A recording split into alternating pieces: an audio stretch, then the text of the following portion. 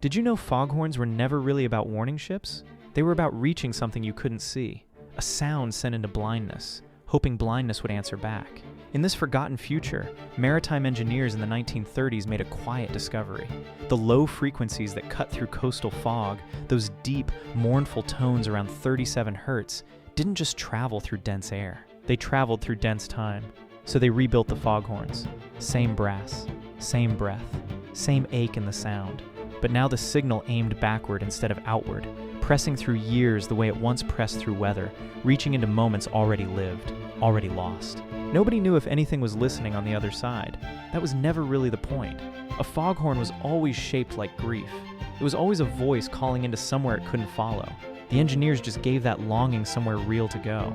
Every coastal station became a kind of letter, sent into the past, sealed in sound, never quite sure if it arrived.